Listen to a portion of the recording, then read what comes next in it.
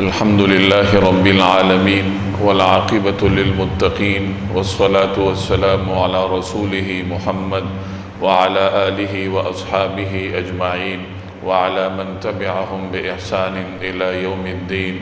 أما بعد فأعوذ بالله من الشيطان الرجيم. بسم الله الرحمن الرحيم.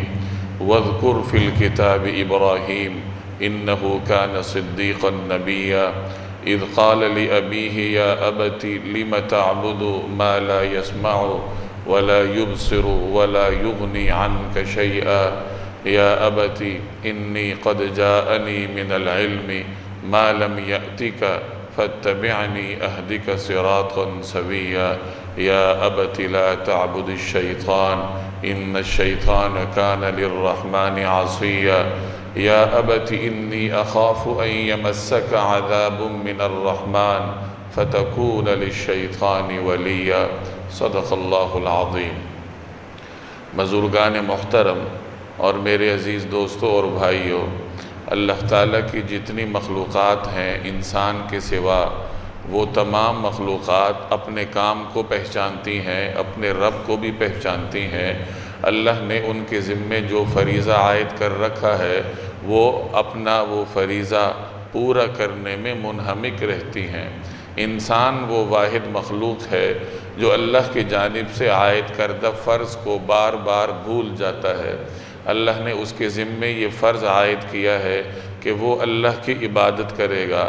یہی مقصد دے کر اللہ نے انسان کو دنیا میں بھیجا ہے، لیکن انسان ایسی مخلوق ہے کہ وہ بار بار اپنا یہ مقصد اصلی بھول جاتا ہے. یہ مقصد اصلی یاد دلانے کے لیے اللہ تبارک و تعالی نے انبیاء علیہم السلام کو مبعوث فرمایا، اپنا کلام وحی کی شکل میں روئے زمین کی جانب بھیجا، انبیاء علیہم السلام پر کتابیں نازل فرمائی.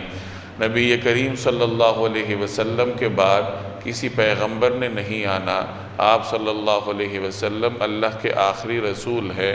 چنانچہ آپ صلی اللہ علیہ وسلم کے بعد اللہ تبارک و تعالی نے انسانوں کی تذکیر کے لیے، یعنی انسانوں کو اپنا مقصد یاد دلانے کے لیے امت مسلمہ کے افراد کو یہ منصب تفویض کیا ہے کہ وہ اللہ کا پیغام لوگوں تک پہنچائیں گے. چنانچہ ہم میں سے ہر شخص کا یہ فرض ہے کہ وہ انسانیت کو اللہ کا پیغام پہنچائے. خود اپنے اوپر بھی غور کرے کہ اللہ نے جو مقصد دے کر مجھے بھیجا ہے میں کس حد تک اس کو پورا کر رہا ہوں، اور دوسروں تک بھی اس مقصد کو پہنچانے کی کوشش کرے. اور اس راستے میں جو رکاوٹیں ہیں ان رکاوٹوں کا خیال نہ کرے. حکمت کے ساتھ اللہ کا پیغام دوسروں تک پہنچانا ہوتا ہے.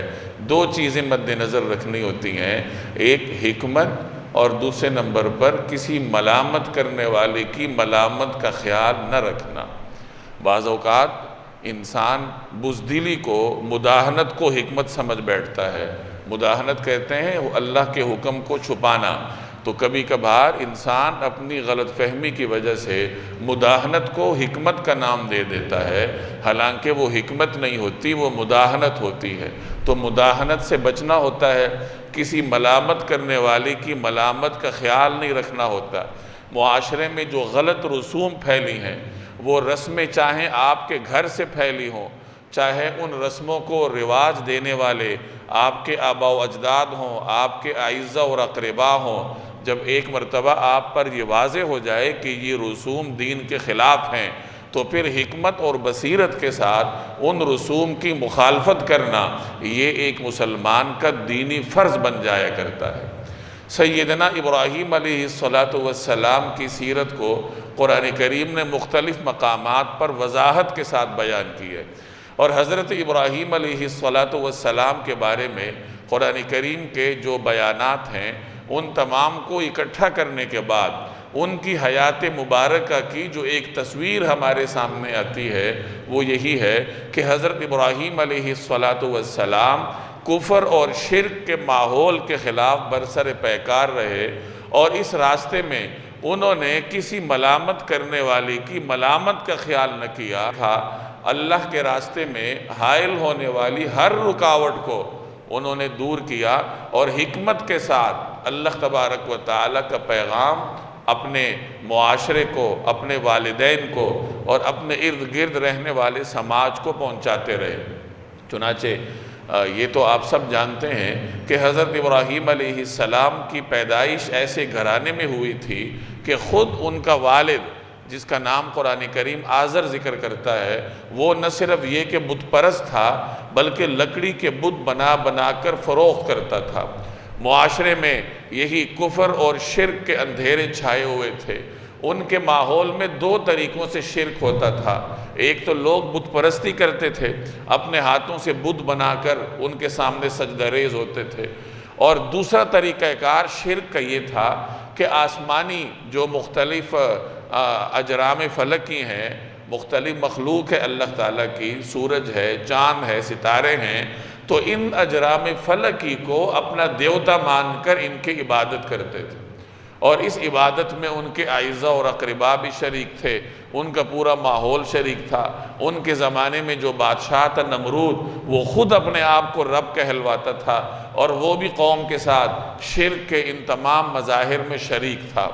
حضرت ابراہیم علیہ السلام نے مختلف حکمت عملی کے تحت، اپنی مخصوص حکمت عملی کے تحت مختلف مراحل سے گزرتے ہوئے اپنے معاشرے میں اصلاح کے فرض کو انجام دیا۔ چنانچہ انہوں نے اپنے والد کے سامنے اللہ تبارک و تعالیٰ کا پیغام رکھا۔ والد کے ساتھ ان کا یہ مکالمہ قرآن کریم نے ذکر کیا ہے تفصیل کے ساتھ، اور اس پر غور کرنے سے معلوم ہوتا ہے کہ کس طریقے سے اپنے والد کو حضرت ابراہیم علیہ السلام نے دلیل کے ساتھ سمجھایا، لیکن سمجھانے میں چونکہ مخاطب اپنا والد تھا تو سمجھانے میں، اپنی گفتگو میں انہوں نے احترام کے دامن کو ہاتھ سے نہیں چھوڑا۔ چنانچہ قرآن کریم ان کے مکالمے کو ذکر کرتا ہے، اذ قال لأبیہ، جب حضرت ابراہیم علیہ السلام نے اپنے والد سے کہا، یا ابتی، اے ابا جان، لم تعبد، آپ کیوں عبادت کرتے ہیں؟ یعنی ان بتوں کے سامنے آپ سجدہ ریز ہوتے ہیں، کیوں ان بتوں کی عبادت کرتے ہو؟ ما لا یسمع ولا یبصر ولا یغنی عنک شیئا، یہ تو ایسے بے جان اجسام ہیں جو نہ سنتے ہیں، نہ دیکھتے ہیں، نہ آپ کو کسی قسم کا فائدہ پہنچاتے ہیں۔ اب اللہ کا پیغام بھی پہنچایا اور دلیل کے ساتھ پہنچایا کہ معبود کو تو ایسا ہونا چاہیے جو سنتا ہو، دیکھتا ہو، آپ کو کوئی فائدہ پہنچا سکتا ہو، طاقت رکھتا ہو، اقتدار رکھتا ہو، اسی کو معبود ہونے کا حق ہے۔ یہ کیسے معبود ہیں آپ کے جو نہ آپ کی بات سنتے ہیں، نہ آپ کو دیکھ سکتے ہیں، نہ اپنے اوپر سے مکھی اڑا سکتے ہیں، اور نہ اپنے اوپر آنے والے نقصان کو ہٹا سکتے ہیں، یہ اپنے آپ کو فائدہ نہیں دے سکتے، تو آپ کو کیسے فائدہ دیں گے؟ تو دین کا پیغام بھی پہنچایا اور ساتھ دلیل بھی دی، اور دلیل بھی ایسی جس کو مخاطب سنتے ہی سمجھ جائے۔ اب چونکہ یہ ایک نئی بات تھی، ان کے معاشرے میں یہ ایک نئی آواز تھی، اب سوال ہو سکتا تھا کہ یہ نئی بات کہاں سے آئی؟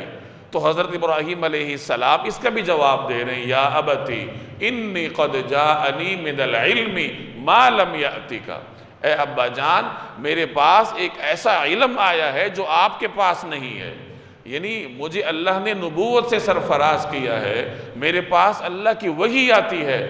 گویا اپنے اس دعوت کا ماخذ بتلا رہے ہیں، سورس بتا رہے ہیں کہ میں یہ دعوت کیوں دے رہا ہوں، یہ جو نئی بات میں کر رہا ہوں اپنے معاشرے میں، آپ لوگوں کے لیے بظاہر یہ نئی بات ہے، تو اس نئی بات کی وجہ یہ ہے کہ اللہ نے میرے اوپر وحی بھیجی ہے، اور اس وحی کی روشنی میں میں آپ کو یہ بات کہہ رہا ہوں، فاتبعنی، لہٰذا میری اتباع کرو، کیونکہ والد تو آپ ہیں لیکن وحی الہی کا نور میرے پاس ہے، وحی الہی کا حامل میں ہوں، لہٰذا میری اطاعت کرو، میری اتباع کرو۔ فاتبعنی اہدک صراطا سویا، میری اتباع کرو تاکہ میں آپ کو سیدھے راستے پر چلا سکوں، یعنی اللہ کا فضل شامل حال ہوگا اور آپ سیدھے راستے پر چلنا شروع ہو جائیں گے جب آپ میری اطاعت کریں گے۔ یا ابت لا تعبد الشیطان، اے ابا جان، شیطان کی عبادت نہ کرو، کیونکہ جب آپ شیطان کی عبادت کرو گے تو کیا ہوگا؟ آپ رحمان کے نافرمان شمار ہوں گے۔ ایک پیغام دے دیا کہ ایسا نہیں ہو سکتا کہ آپ رحمان کے بھی دوست شمار ہوں اور شیطان کی بھی پجاری شمار ہوں۔ ایک راستے کا انتخاب کرنا پڑے گا، یا تو شیطان کے راستے پر چلنا ہوگا یا رحمان کے راستے پر چلنا ہوگا۔ لا تعبد الشیطان، شیطان کی عبادت نہ کرو، کیونکہ ورنہ کیا ہوگا کہ تم ان الشیطان کان للرحمن عصیا، کیونکہ شیطان جو ہے وہ تو رحمان کا نافرمان ہے۔ آپ شیطان کے پیچھے چلو گے تو آپ بھی رحمان کے نافرمان شمار ہوگے۔ یا ابت انی اخاف ان یمسک عذاب من الرحمن، اے ابا جان مجھے یہ خوف ہے کہ کہیں رحمان کی طرف سے آپ پہ عذاب نہ آ جائے، فَتَكُونَ لِلشَّيْطَانِ وَلِيًّا، تو آپ شیطان کے دوستوں میں سے شمار ہوں گے۔ اللہ کا عذاب آئے گا شیطان کے پجاریوں پہ تو آپ بھی اسی عذاب کے لپٹ میں آ جائیں گے۔ تو اس طرح ادب و احترام کے ساتھ دلیل دے کر حضرت ابراہیم علیہ السلام اپنے والد کو سمجھا رہے ہیں۔ اب یہ ایک پیغمبر کا لب و لہجہ تھا جس کو آپ نے قرآن کریم کے الفاظ میں سماعت کیا۔ اب والد کیا کہتا ہے؟ والد کہتا ہے قالا، والد نے کہا اراغب انت عن آلہتی یا ابراہیم، اے ابراہیم کیا تم یہ جو میرے معبود ہیں کیا تم ان سے برگشتہ ہو؟ کیا تم ان سے اجتناب رکھتے ہو؟ تمہیں ان کے ساتھ کوئی دلچسپی نہیں؟ لئن لم تنتہی، اگر تم باز نہ آئے، لأرجمنک، میں تمہیں سنسار کر دوں گا، وہجرنی ملیا، ہمیں چھوڑ دو، اپنی جان کو سلامتی کے ساتھ یہاں سے نکال لو۔ دلیل کا جواب نہیں ہے، کسی قسم کی دلیل نہیں ہے، کوئی منطق نہیں ہے، صرف دھونس اور دھاندلی ہے، دھمکی ہے کہ اگر تم باز نہ آئے تو ہم کیا کریں گے؟ تمہیں سنسار کریں گے۔ یہ اپنے والد کے ساتھ حضرت ابراہیم علیہ السلام کا مکالمہ ہے۔ اب اگلا مرحلہ قوم کے ساتھ مکالمے کا ہے۔ چنانچہ حضرت ابراہیم علیہ السلام نے اب اپنی اس دعوت کو قوم کے سامنے پیش کیا۔ قرآن کریم نے مختلف جگہوں پہ اس کا ذکر کیا ہے۔ اذ قال لأبیہ وقومہ، کہ ابراہیم علیہ السلام مخاطب ہوئے اپنے باپ سے بھی اور اپنی قوم سے بھی، یعنی ایک خطاب تو صرف باپ سے ہے، اب ایک خطاب مشترکہ طور پر پوری قوم سے ہے جس میں والد بھی آ گیا۔ اب یہ جو عمومی خطاب فرما رہے ہیں اس میں بھی دلیل کے ساتھ قوم پر واضح کر رہے ہیں کہ دیکھو تم جن چیزوں کی اطاعت کر رہے ہو یہ تمہیں کوئی فائدہ نہیں دیں گی۔ ما هذه التماثیل، یہ کیا مجسمے ہیں، انتم لہا عاکفون، جس کو تم لیے بیٹھے ہو۔ قالوا وجدنا آباءنا لہا عابدین، انہوں نے کہا کہ ہم نے تو اپنے آباء و اجداد کو دیکھا ہے کہ وہ ان کی عبادت کرتے ہیں۔ قال لقد کنتم انتم وآباؤکم فی ضلال مبین، ابراہیم علیہ السلام نے برملا کہا کہ دیکھو تم اور تمہارے آباء و اجداد ایک صریح گمراہی میں مبتلا ہو۔ یہ ہے دین کا پیغام وضاحت کے ساتھ پہنچانا، کہ جب وضاحت کے ساتھ پہنچانا ہو اور مداہنت سے کام نہ لینا ہو پھر انسان ببانگ دہل دین کا پیغام پہنچاتا ہے، پورے سماج کے ساتھ ٹکرا جاتا ہے۔ چنانچہ ابراہیم علیہ السلام نے پوری قوم پر بھی رد کیا، ان کے آباء و اجداد پر بھی رد کیا، لیکن طریقے کے ساتھ، دلیل کے ساتھ۔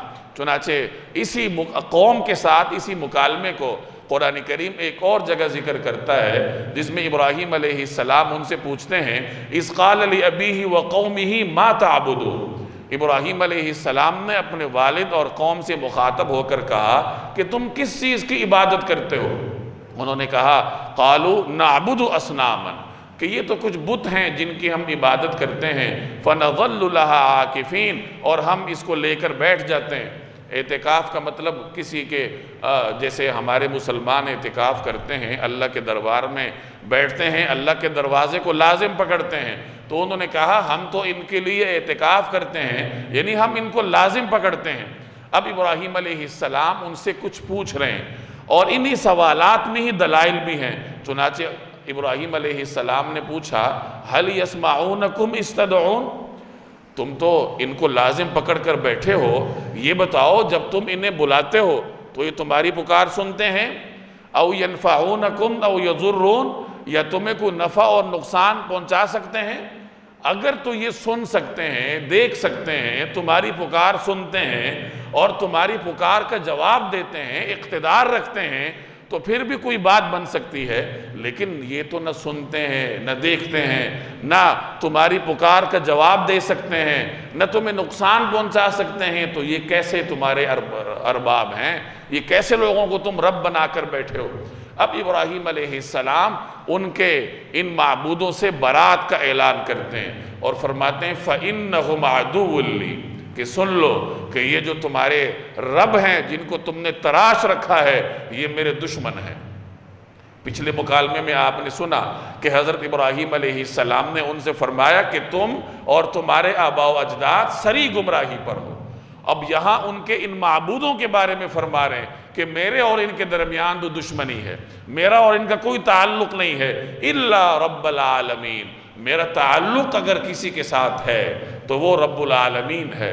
اور رب العالمین کا تعارف کروا رہے ہیں، الذی خلقنی، وہ ذات ہے جس نے مجھے پیدا کیا، فہو یہدین، اور وہی مجھے سیدھا راستہ دکھاتا ہے، والذی ہوا یطعمنی ویسقین، وہ مجھے کھلاتا ہے، وہ مجھے پلاتا ہے، وَإِذَا مَرِضْتُ فَهُوَ يَشْفِينِ، اور جب میں بیمار ہوتا ہوں تو وہ مجھے شفا دیتا ہے، وَالَّذِي أَطْمَعُ أَن يَغْفِرَ لِي خَطِيئَتِي يَوْمَ الدِّينِ، اور وہ ذات ہے جس سے مجھے امید ہے کہ وہ یوم جزا، سزا اور جزا کے دن میری مغفرت فرمائے گا۔ یعنی میں تو اپنے رب سے یہ فائدے حاصل کرتا ہوں، وہ مجھے کھلاتا ہے، پلاتا ہے، اور میرے تمام تر مفادات، فوائد اسی سے وابستہ ہیں، دنیا میں بھی اور آخرت میں بھی۔ یہ میرے رب کا تعارف ہے، اور تم ذرا اپنے خداؤں کو دیکھ لو۔ یہ قوم کے ساتھ سیدنا ابراہیم علیہ السلام کے مکالمے ہیں جنہیں قرآن کریم ذکر کرتا ہے۔ یہ تو بتوں کے مقابلے میں حضرت ابراہیم علیہ السلام کی دعوت ہے۔ میں نے شروع میں عرض کیا کہ ابراہیم علیہ السلام کی قوم میں ستارہ پرستی بھی تھی، کواکب پرستی کا بھی شکار تھے، اس کا بھی ابراہیم علیہ السلام نے دلیل کے ساتھ رد کیا، جس کو قرآن کریم نے ذکر کیا ہے فَلَمَّا جَنَّ عَلَيْهِ اللَّيْلُ، جب رات چھا گئی ایک مرتبہ، رَآ كَوْكَبًا، ابراہیم علیہ السلام نے ستارے کو دیکھا، قَالَ، تو انہوں نے فرمایا هَذَا رَبِّي، یہ میرا رب ہے۔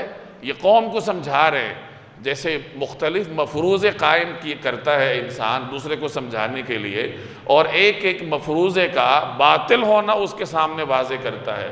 تو یہاں ابراہیم علیہ السلام مختلف مفروضے قائم فرما رہے ہیں۔ ستارہ آیا تو کہا یہ رب ہے، چاند آیا تو کہا یہ رب ہے، سورج آیا تو کہا کہ امکان کے درجے میں اس کو تم رب کہتے ہو، اور ہر ایک کا باطل ہونا ان پر واضح کیا۔ چنانچہ ستارے سے شروع کرتے ہیں کہ قال ھذا ربی، اس کو رب ہونا چاہیے۔ فلما افل، ستارے نے غروب ہونا تھا، جب وہ غروب ہوا تو ابراہیم علیہ السلام نے فرمایا انی لا احب الافلین، غروب ہونے والوں کو میں پسند نہیں کرتا۔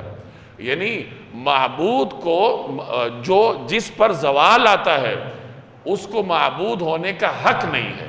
یہ ستارہ اگر معبود ہو سکتا ہے، اس کو ہمیشہ چمکنا چاہیے تھا، تاکہ اس کے جو پجاری ہیں وہ ہمیشہ اس کو دیکھتے، اپنی آنکھیں ٹھنڈی کرتے، اس کو ہمیشہ موجود ہونا چاہیے تھا۔ یہ کیا بات ہوئی کہ تھوڑی دیر کے لیے چمکا اور پھر غائب ہوا؟ یہ رب نہیں ہو سکتا، میں اس کو رب نہیں مانتا۔ فَلَمَّا رَأَى الْقَمَرَ بَازِغًا، اب جب چاند طلوع ہوا، چاند کو روشن ہوتا دیکھا تو قال، فرمایا ھذا ربی، اس کو رب ہونا چاہیے، یہ رب ہے۔ اب چاند نے بھی غروب ہونا تھا، چنانچہ چاند رات کو چمکتا رہا، اور جب صبح طلوع ہونی تھی تو چاند غروب ہوا۔ تو ابراہیم علیہ السلام نے فرمایا فلما افل، جب چاند غروب ہوا، قال، تو حضرت ابراہیم نے فرمایا لئن لم یہدنی ربی لأکونن من القوم الضالین، اگر میرا رب مجھے ہدایت نہ دیتا تو میں بھی گمراہ قوم میں شامل ہو جاتا۔ اب یہاں دعوت بھی ہے، قوم کے غلط نظریے کو باطل ہونا ثابت کرنا بھی ہے، اور ساتھ غیر محسوس انداز سے ان کو سمجھا بھی دیا کہ دیکھو میرا رب کوئی اور ہے۔ لئن لم یہدنی ربی، اگر میرا رب مجھے ہدایت نہ دیتا تو میں بھی تمہاری طرح یہ کام کرتا، لیکن میرے رب نے مجھے ہدایت پر رکھا ہے۔ تو غیر محسوس انداز میں ان کو سمجھا دیا کہ یہ چیزیں رب وب نہیں ہیں، رب کوئی اور ذات ہے۔ ستارے کا بھی باطل ہونا ثابت کیا، چاند کا بھی باطل ہونا ثابت کیا۔ اب سورج ہے، فَلَمَّا رَأَى الشَّمْسَ بَازِغَةً، جب سورج طلوع ہوا، چمک رہا ہے، اور سورج بڑا بھی ہے تو آپ نے فرمایا ھذا ربی ھذا اکبر، اس کو یہ رب ہے، یعنی اس کو رب ہونا چاہیے، یہ بڑا بھی ہے۔ لیکن سورج نے بھی ہمیشہ نہیں رہنا تھا، چنانچہ وہ دن کو اپنے شعلے برساتا رہا، شام ہوئی تو غروب ہوا، فلما افلت، جب وہ بھی غروب ہوا، اب حضرت ابراہیم علیہ السلام نے فرمایا کہ انی بریء مما تشرکون، کہ اے لوگو جن چیزوں کو تم اللہ کے ساتھ شریک کرتے ہو میرا ان سے کوئی تعلق نہیں۔ انی وجہت وجہی للذی فطر السماوات والارض حنیفا وما انا من المشرکین، کہ میں تو ہر طرف سے یکسو ہو کر اپنا رخ کرتا ہوں اس ذات کے آگے جس نے آسمان اور زمین کو پیدا کیا، اور میں تمہارے ساتھ شرک کرنے میں شریک نہیں ہوں۔ ابراہیم علیہ السلام کے اپنے قوم کے ساتھ یہ مختلف مکالمے آپ نے سنے، چند چیزیں ان میں آپ کو مشترک نظر آئیں گی۔ ایک تو دلیل نظر آئے گی کہ جہاں بھی ابراہیم علیہ السلام سمجھا رہے ہیں دلیل کے ساتھ سمجھا رہے ہیں، اور دوسرے نمبر پر قوم کے نظریات پر رد نظر آئے گا، بغیر کسی قسم کے ملامت کرنے والے کے خوف کے ابراہیم علیہ السلام وضاحت کے ساتھ فرما رہے ہیں کہ دیکھو میں تمہارے ان بتوں سے بری ہوں، انہم عدو لی، یہ میرے دشمن ہیں، میرے اور ان کے درمیان دشمنی ہے۔ تو ان سے حضرت ابراہیم علیہ السلام کی سیرت کے ان واقعات سے ہمیں معلوم ہوتا ہے کہ معاشرے میں اصلاح کا کام اس طرح ہوتا ہے کہ کسی ملامت کرنے والی کی ملامت کا خیال نہیں رکھنا ہوتا۔ جب ایک مرتبہ آدمی ٹھان لے کہ میں نے دین کا کام کرنا ہے تو پھر اس میں ببانگ دہل اللہ کا پیغام اس کے بندوں تک پہنچانا ہوتا ہے۔ کوئی ناراض ہوتا ہے تو ہوا کرے، لیکن اللہ کے ساتھ انسان کا تعلق برقرار رہے، سارے بندوں کے ساتھ تعلق ٹوٹ جائے تو انسان کو پرواہ نہیں کرنی چاہیے۔ اور دعوت اور اصلاح کا آغاز اپنے گھر سے ہوتا ہے، اپنی اولاد سے ہوتا ہے، اپنے والدین سے ہوتا ہے، اپنے بہن بھائیوں سے ہوتا ہے، اپنی بیوی سے ہوتا ہے۔ گھر سے اصلاح کا کام شروع کرے، آہستہ آہستہ اس دائرے کو بڑھاتا جائے اور معاشرے کی جو غلط رسوم ہیں ان سے برات کا اعلان کرے۔ ابراہیم علیہ السلام کے زمانے میں شرک تھا، کفر تھا، انہوں نے جگہ جگہ اس سے برات کا اعلان کیا۔ اذ قالوا لقومہم انا براء منکم ومما تعبدون من دون اللہ، ابراہیم علیہ السلام اور ان کے ہم نواؤں نے کہا قوم سے مخاطب ہو کر کہ دیکھو ہم تم اور تمہارے ان معبودوں سے برات کا اعلان کرتے ہیں، کفرنا بکم، ہم انکار کرتے ہیں تمہارے ان نظریات کا ہم رد کرتے ہیں، وَبَدَا بَيْنَنَا وَبَيْنَكُمُ الْعَدَاوَةَ وَالْبَغْضَاءَ ابداً حتیٰ تؤمنوا باللہ وحدہ، اور جب تک تم ایک اللہ پہ ایمان نہیں لاتے اس وقت تک ہمارے اور تمہارے درمیان بغض رہے گا، ہمیشہ کے لیے رہے گا۔ ہاں تم ان غلط نظریات کو چھوڑ دو پھر ہمارے درمیان بھائی چارہ ہوگا۔ تو یہ طریقہ کار ہوتا ہے کہ انسان غلط رسوم پر ببانگ دہل نکیر کرے، کسی ملامت کرنے والے کی ملامت کی پرواہ نہ کرے، کسی طاقت رکھنے والے کی طاقت کی پرواہ نہ کرے، اپنی برادری کا خیال نہ کرے کہ اگر میں نے یہ کام کیا تو پتہ نہیں برادری والے مجھے کیا کہیں گے۔ آج ہمارے ہاں لوگ نماز پڑھ لیتے ہیں، روزہ رکھ لیتے ہیں، حج کر لیتے ہیں، زکوٰۃ دے دیتے ہیں، لیکن جب دین کے ان احکام پر عمل کرنے کی باری آتی ہے جن کا تعلق معاشرت سے ہے، جن کا تعلق خوشی اور غمی سے ہے، تو وہاں بڑے بڑے نمازی پھسلتے ہوئے دیکھے جاتے ہیں کہ چلو اگر ہم نے یہ کام نہ کیا تو برادری والے کیا کہیں گے۔ تو اللہ کو ناراض کرنے کی قیمت پر برادری والوں کو راضی کیا جاتا ہے۔ تو ابراہیم علیہ السلام کی سیرت ہمیں یہ بتلاتی ہے کہ دین کا کام اس طریقے سے ہوتا ہے، حکمت کے ساتھ ہوتا ہے، بصیرت کے ساتھ ہوتا ہے، لیکن حکمت کا یہ مطلب نہیں کہ آدمی مداہنت سے کام لے۔ دین کے کام میں اللہ کے احکامات کو پہنچانے میں غفلت سے کام لے، جو احکامات عمل کرنے میں آسان محسوس ہوں ان پر خود بھی عمل کرے اور دوسروں کو بھی بتائے، لیکن جہاں کہیں مشکل درپیش ہو تو وہاں نہ خود عمل کرے نہ دوسروں کو بتائے۔ یہ طریقہ کار درست نہیں ہے۔ تو آج جہاں مسلمان قربانی کر رہے ہیں ابراہیم علیہ السلام کی یاد میں، جناب رسول اللہ صلی اللہ علیہ وسلم کی سنت پر عمل کرتے ہوئے، تو وہاں اس چیز کو مد نظر رکھنا چاہیے کہ جیسے جانور کے گلے پر چھری پھیری ہے، اسی طرح سال بھر اپنی خواہشات، اپنی ہوس کے گلے پر بھی چھری پھیرنی ہے، اور جیسے جانور قربان کیا ہے اللہ کے حکم پر عمل کرتے ہوئے، اسی طرح پورا سال اللہ کی اطاعت میں ہر چیز کو قربان کرنے کے لیے تیار ہونا چاہیے۔ اللہ تبارک و تعالی عمل کی توفیق دے۔ وما علینا الا البلاغ۔